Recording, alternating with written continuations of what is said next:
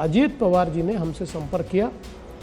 उन्होंने कहा कि मेरी पार्टी को ये लगता है कि 3 पार्टियों की सरकार चल नहीं सकती। मेरी पार्टी में ज़्यादातर एमएलएस का भी ये मत है।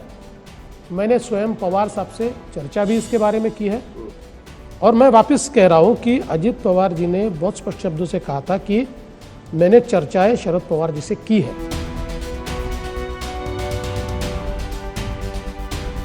23 नोव्हेंबर 2019ला झालेला पहाटेचा शपथविधी पुन्हा एकदा चर्चेत आला तो देवेंद्र फडणवीसांनी केलेल्या विधानामुळे।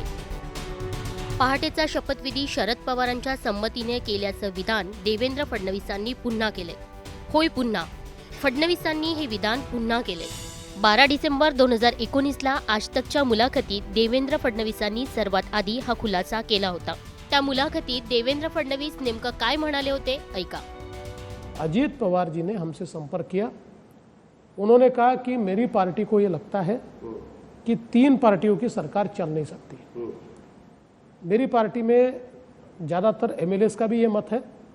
मैंने स्वयं पवार साहब से चर्चा भी इसके बारे में की है और मैंने उनको स्पष्ट रूप से बताया है कि ये 3 पार्टियों की सरकार चल नहीं सकती, ये बनने नहीं वाली है और हमारा मत है कि हम बीजेपी के साथ आना चाहते हैं। तो हमने उनको कहा कि अगर आप आना चाहते हैं तो आप ऑफिशियली आइए बीजेपी के साथ। उन्होंने हमको लेटर दिया भारतीय जनता पार्टी के साथ आने का। वो लेटर हमने राज्यपाल जी को दिया। राज्यपाल जी ने सिफारिश कर दी, क्योंकि आप अगर कानून देखें तो कानून में लिखा है कि as soon as you receive such proposal उनको भेजना। उन्होंने राष्ट्रपति जी को भेजा, राष्ट्रपति जी ने उसको मान्यता दी। अब ये कई लोग कहते हैं इतने जल्दी शपथ क्यों हुई। इसका कारण ये होता है कि राष्ट्रपति शासन जब उठता है तो गवर्नर के पावर समाप्त है और राज्य में सरकार नहीं है, ऐसा वैक्यूम नहीं रखा जा सकता। ये जो कार्यकारी या कार्यवाहक मुख्यमंत्री की जो परिस्थिति रखी हुई है, ना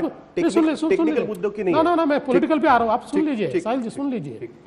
और इसलिए तुरंत हमने वो शपथ ली और शपथ ग्रहण करने के बाद सारा वाकयात आपको पता है, 2 दिन उसमें गए। जिस समय अजीत पवार वापस हमारे पास आए और उन्होंने कहा कि मैंने प्रयास किया। अच्छा, मैं एक बात बहुत स्पष्ट रूप से आपको कहना चाहता हूं कि उनके कई एमएलए से उन्होंने मेरी बात करवाई।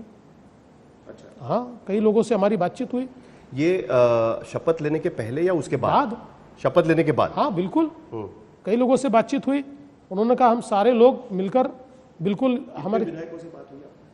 अब मुझे अंदाजा तो नहीं है कितने, पर काफी लोगों से बातचीत हुई, प्रमुख लोगों से, छोटे विधायकों से। चिट्ठी आपको दी थी उसमें सारे 54 के 54 सारे सिग्नेचर थे या कुछ उसमें 40-45? सारे सिग्नेचर्स उसमें थे।